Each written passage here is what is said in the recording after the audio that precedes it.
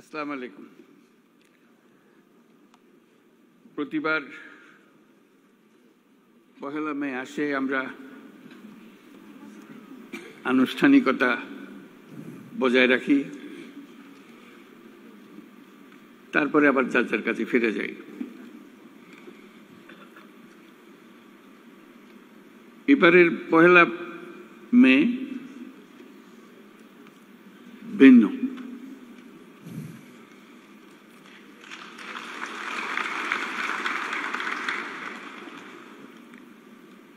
সেটা তো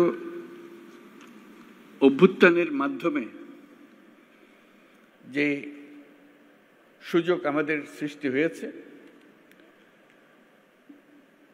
সেই সুযোগ এই পরিস্থিতির আয়োজন করে দিয়েছে আমাদের কাছে।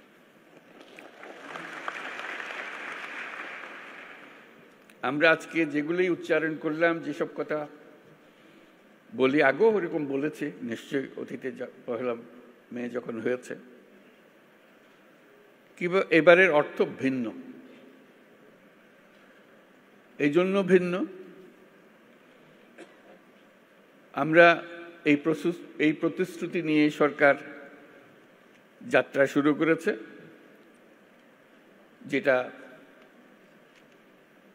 ছাত্র, শ্রমিক এবং জনগণের অভ্যুত্থানের মাধ্যমে যেটা আকাঙ্ক্ষা সৃষ্টি হয়েছে, নতুন বাংলাদেশ গড়া। এই নতুন বাংলাদেশ হবে না যদি শ্রমিকদের অবস্থা পুরনো বাংলাদেশের মতো থেকে যায়।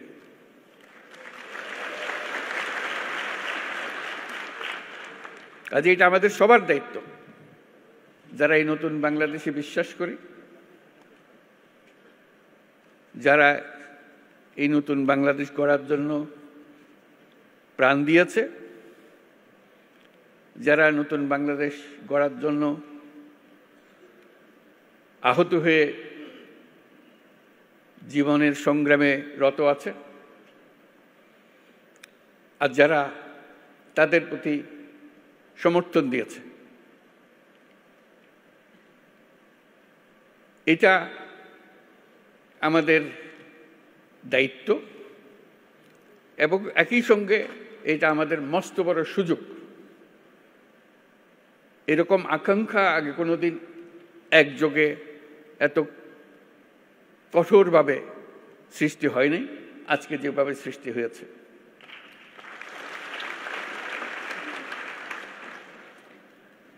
শ্রম সংস্কার কমিশনের চেয়ারম্যান সাহেব খুব সুন্দর করে আমাদের যত আকাঙ্ক্ষা নতুন বাংলাদেশের শ্রমিকদের কি হবে সেগুলো তুলে ধরেছেন তাদের কমিশনের রিপোর্টে, এবং সেটা উনি ভালো করে বুঝিয়ে দিয়েছেন। এটা শুধু শ্রমিকদের পক্ষ থেকে বলার কথা না,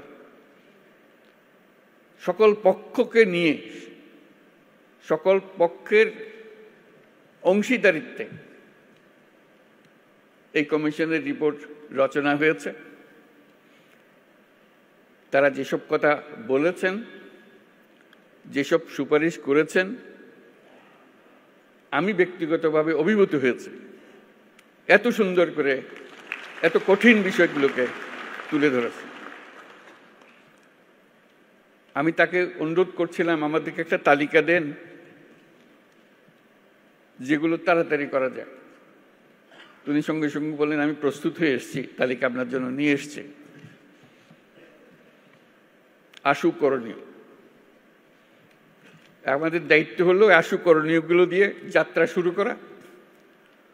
এইগুলো করণীয়গুলো সমাপ্ত করার পরে কঠিনগুলো আস্তে আস্তে আমরা রওনা হব।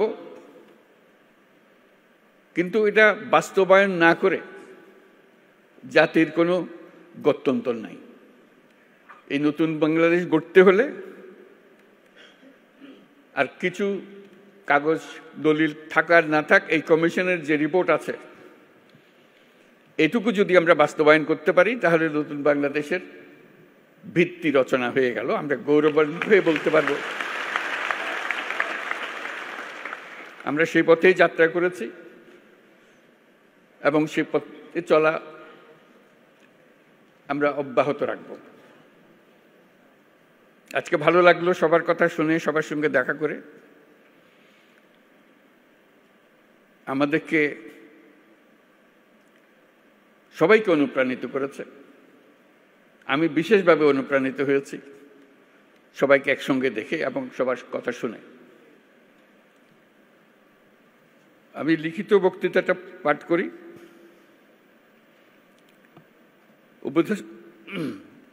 উপদেষ্টা পরিষদের সদস্যবৃন্দ, কূটনীতিকবৃন্দ, ইয়োর এক্সেলেন্সিজ, আইএলও সহ বিদেশি সংস্থার প্রতিনিধিবৃন্দ, শ্রমিক ও মালিক সংগঠনের নেতৃবৃন্দ, সাংবাদিকবৃন্দ এবং উপস্থিত সম্মানিত সুধী, আজ মহান মে দিবস। বিশ্বের শ্রমজীবী মানুষের সাথে সংহতি প্রকাশের এক ঐতিহাসিক গৌরবময় দিন। দৈনিক ৮ ঘন্টা শ্রম, ন্যায্য মজুরি ও শ্রমের মর্যাদা আদায়ের লক্ষ্যে 1886 সালের 1 মে মার্কিন যুক্তরাষ্ট্রের শিকাগো শহরে হে মার্কেটে শ্রমিক শ্রেণীর রক্তাক্ত সংগ্রামের মধ্য দিয়ে শ্রমিক ও শ্রমের মর্যাদা সম্মানের সাথে বিশ্বময় স্বীকৃতি লাভ করেছে। সেই প্রেক্ষাপটে এটি শুধু একটা সাধারণ দিবস নয়, শ্রমজীবী মানুষের অধিকার আদায়ের আন্দোলনের সংগ্রামের অনুপ্রেরণার উৎস। তার সঙ্গে এখন যুক্ত হয়েছে আমাদের অভ্যুত্থান, জুলাই অভ্যুত্থান।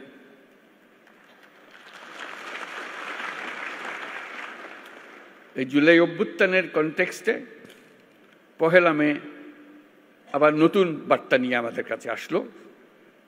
এবার আমরা তার অন্তর্নিহিত যে বার্তা, সেটা প্রতিষ্ঠিত করার প্রতিশ্রুতি নিয়ে আমাদের যাত্রা। শ্রমজীবী মানুষের অধিকার ও মর্যাদা রক্ষার ঐতিহাসিক এই দিনে যাদের আত্মত্যাগ ও রক্তের বিনিময়ে শ্রমিক অধিকার স্বীকৃতি পেয়েছে, তাদের সহ দেশের সকল মেহনতি মানুষের প্রতি রইল বিনম্র শ্রদ্ধা ও কৃতজ্ঞতা। এই মহান দিনে আমি গভীর শ্রদ্ধার সাথে স্মরণ করছি সেই সকল শ্রমজীবী মানুষের যারা 24শে জুলাই গণ অভ্যুত্থানে নিহত হয়েছেন। এই বছর 1 মে এক অনন্য তাৎপর্যের দিন, কারণ মহান মে দিবসের পাশাপাশি একই সঙ্গে আমরা জাতীয় পেশাগত স্বাস্থ্য ও সেফটি দিবস 2025 পালন করছি। শ্রমিক মালিকের সুসম্পর্কের মাধ্যমে দেশের অর্থনীতিকে এগিয়ে নিয়ে যেতে মে দিবসের গুরুত্ব অপরিসীম। এই বছর মে দিবসের প্রতিপাদ্য শ্রমিক মালিক এক হয়ে গর্ব এ দেশ নতুন করে।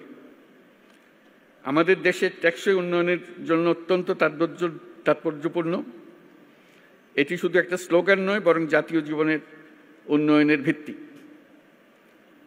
কারণ শ্রমিক মালিক পরস্পরের পরিপূরক এবং তাদের যৌথ প্রচেষ্টায় একটি শক্তিশালী, আত্মনির্ভর ও সমৃদ্ধ বাংলাদেশ গড়ে তুলতে পারবে বলে আমি দৃঢ়ভাবে বিশ্বাস করি। একটি জাতির অগ্রগতির মূলে রয়েছে পরিশ্রমী শ্রমজীবী জনগণ এবং দায়িত্বশীল মালিক শ্রেণী। একজনের পরিশ্রম এবং আরেকজনের নেতৃত্ব, ব্যবস্থাপনা ও বিনিয়োগ মিলিয়েই বৃদ্ধি পায় উৎপাদনশীলতা, গড়ে ওঠে শিল্প ও অর্থনীতি। বাংলাদেশের পোশাক খাত, কৃষি, শিল্প, নির্মাণ, পরিবহন, প্রযুক্তি প্রতিটি খাতের উন্নতির পেছনে রয়েছে শ্রমিকের পরিশ্রম। আর এই শ্রমিকের পরিশ্রম এবং মালিকের মেধা। দেশকে নতুন করে গড়ে তুলতে হলে এই ঐক্য, পারস্পরিক শ্রদ্ধা ও আস্থার পরিবেশ সৃষ্টি করতে হবে এবং তৈরি করতে হবে শ্রমিকের সম্ভাবনা, যেটা তারা যেন উদ্যোক্তা হবারও সুযোগ পায়। সুপ্রিয় উপস্থিতি, শ্রমিকের ন্যায্য স্বীকৃতি ও সামাজিক সুরক্ষা নিশ্চিত করতে আমরা প্রতিশ্রুতিবদ্ধ। আন্তর্জাতিক শ্রম কনভেনশন অনুস্বাক্ষরকারী দেশ হিসেবে বাংলাদেশের শ্রমমানকে আন্তর্জাতিক পর্যায়ে উন্নতিকরণে আমরা কাজ করছি। আমরা আন্তর্জাতিক শ্রম সংস্থার সাথে একটা রোডম্যাপ এবং ইউরোপীয় ইউনিয়নের সাথে একটি সময়াবদ্ধ জাতীয় পরিকল্পনা বাস্তবায়ন করছি। তাছাড়া যুক্তরাষ্ট্র সরকারের সাথেও একটি 11 দফা লেবার অ্যাকশন প্ল্যান বাস্তবায়ন করছি। আন্তর্জাতিক সংস্থা এবং উন্নয়ন সহযোগী দেশসমূহের সাথে আমাদের অঙ্গীকারের অংশ হিসেবে আগামী জুনে অনুষ্ঠিতব্য ১১৩তম আন্তর্জাতিক শ্রম সম্মেলনে বাংলাদেশ যোগদান করবে। এগুলো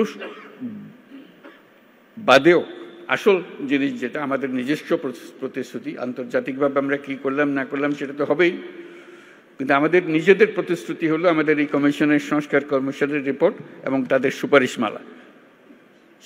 সেই সুপারিশমালাই হবে আমাদের লক্ষ্য, যেটা বাস্তবায়ন প্রতিটি অক্ষরে অক্ষরে যেন আমরা বাস্তবায়ন করতে পারি, সেদিকে অগ্রসর হওয়া। নিরাপদ ও স্বাস্থ্যকর কর্মপরিবেশ নিশ্চিত করা শুধু শ্রমিকের অধিকারই নয়, এটি শিল্প ও অর্থনীতির উন্নয়নের অন্যতম শর্ত। শ্রমিকের জীবনমানের উন্নয়ন হলে তা পুরো শিল্প খাত এবং দেশের অর্থনীতিতে প্রতিফলিত হয়।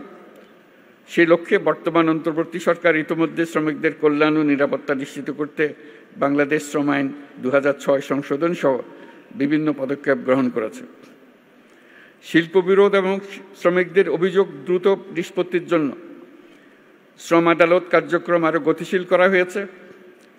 সাম্প্রতিক সময়ে শ্রম আপিল ট্রাইব্যুনাল ও শ্রম আদালতসমূহ উল্লেখযোগ্য হারে মামলা নিষ্পত্তিতে সক্ষম হয়েছে। শ্রম আদালতসমূহকে আরও কার্যকরণের পাশাপাশি আমরা বিকল্প বিরোধ নিষ্পত্তি ব্যবস্থা অধিকতর শক্তিশালী করার উদ্যোগ নিয়েছি।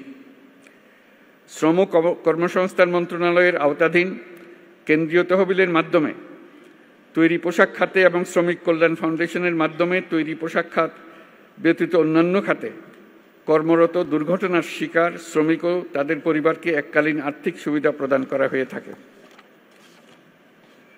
এই সুবিধাকে আন্তর্জাতিকভাবে গ্রহণযোগ্য রূপ প্রদানের জন্য কর্মক্ষেত্রে নিহত ও আহত শ্রমিকদের ও তাদের পরিবারের অধিকার রক্ষায় শ্রম কর্মসংস্থান মন্ত্রণালয়ের ILO-র সহায়তায় শ্রমিকদের জন্য একটি সর্বজনীন এমপ্লয়মেন্ট ইনজুরি স্কিমের পাইলট প্রকল্প বর্তমানে বাস্তবায়ন আছে। অন্যান্য উদ্যোগের পাশাপাশি সারা দেশে ৩২টি শ্রম কল্যাণ কেন্দ্রের মাধ্যমে শ্রমজীবী মানুষের স্বাস্থ্যসেবা প্রদান করা হচ্ছে। শিশু শ্রম নিরসনের লক্ষ্যে নানামুখী উদ্যোগ গ্রহণ করা হয়েছে। এ পর্যন্ত ৪৪টি সেক্টরে ন্যূনতম মজুরি নির্ধারণ করা হয়েছে। তাছাড়া নিরাপদ ও শোভন কর্ম, পরিবেশ বান্ধব প্রযুক্তি এবং দক্ষ জনশক্তি ব্যবহারের মাধ্যমে টেকসই উন্নয়নে অবদানের জন্য প্রতি বছর গ্রিন ফ্যাক্টরি অ্যাওয়ার্ড দেওয়া হচ্ছে। শ্রমিক মালিকদের সাথে দফায় দফায় আলোচনার মাধ্যমে শ্রম সন্তোষ বহুলাংশ কমিয়ে আনা সম্ভব হয়েছে। শ্রমিকের অধিকার রক্ষার পাশাপাশি শিল্পকেও বাঁচিয়ে রাখতে হবে। তাই যে সকল কারখানা ও প্রতিষ্ঠান বকেয়া বেতন থাকায় শ্রম অসন্তোষ তৈরির উপক্রম হয়েছিল, সেখানে আলোচনার মাধ্যমে যৌক্তিক পর্যায়ে বকেয়া পরিশোধের মাধ্যমে শিল্প কর্মপরিবেশ সচল রাখা হয়েছে। একটি দেশ কেবলমাত্র সমৃদ্ধ হয় যখন তার শ্রমিকরা নিরাপদ ও সুষ্ঠু পরিবেশে কাজ করতে পারে, মালিকরা তাদের শ্রমের যথাযথ মূল্যায়ন করতে পারে। শ্রমিকদের কল্যাণ নিশ্চিত করা মানে শুধু তাদের জন্য ভালো করা নয়, বরং এটি শিল্প খাতের উৎপাদনশীলতা, জাতীয় প্রবৃদ্ধি ও অর্থনীতির উন্নতির অন্যতম প্রধান শর্ত। এই দেশকে নতুন করে গড়ে তুলতে হলে ঐক্য, পারস্পরিক শ্রদ্ধা এবং আস্থার পরিবেশ সৃষ্টি করতে হবে। দেশকে নতুন করে গড়ে তোলার প্রত্যয়ে উজ্জীবিত হয়ে শ্রমিকের অধিকার রক্ষা, নিরাপদ কর্মপরিবেশ নিশ্চিত করা এবং শ্রমিক মালিক সুসম্পর্ক স্থাপনে সকলকে একযোগে কাজ করার আহ্বান জানাচ্ছি। আমরা যদি ঐক্য ও সহযোগিতার ধারা অব্যাহত রাখি, তাহলে জুলাই আগস্টের ছাত্র শ্রমিক জনতার গণ অভ্যুত্থানের মাধ্যমে বৈষম্যহীন নতুন বাংলাদেশ গড়ার স্বপ্ন শুধু স্বপ্ন নয়, বাস্তব হবে। বাংলাদেশ অত্যন্ত শ্রমঘন দেশ বিদায় শ্রমিকের অধিকারকে সর্বোচ্চ গুরুত্ব দিয়ে কাজ করতে হবে। আমাদের অনেক দূর পথ পাড়ি দিতে হবে। বিভিন্ন প্রশিক্ষণ ও কর্মসূচি গ্রহণের মাধ্যমে অদক্ষ শ্রমিকদের দক্ষ শ্রমিকে রূপান্তরিত করতে হবে। এজন্য শ্রমিক সংগঠন, ব্যবসায়ী, বিনিয়োগকারী, সুশীল সমাজ, গণমাধ্যম, উন্নয়ন সহযোগী সবাইকে ঐক্যবদ্ধভাবে শ্রমিকের স্বার্থ রক্ষা ও ন্যায্য অধিকার প্রতিষ্ঠায় কাজ করতে হবে। পরিশেষে মহান বে দিবস এবং জাতীয় পেশাগত স্বাস্থ্য ও সেফটি দিবস অনুষ্ঠানে উপস্থিত সকলকে ধন্যবাদ জানিয়ে আমার বক্তব্য শেষ করছি এবং আমরা নতুন বাংলাদেশ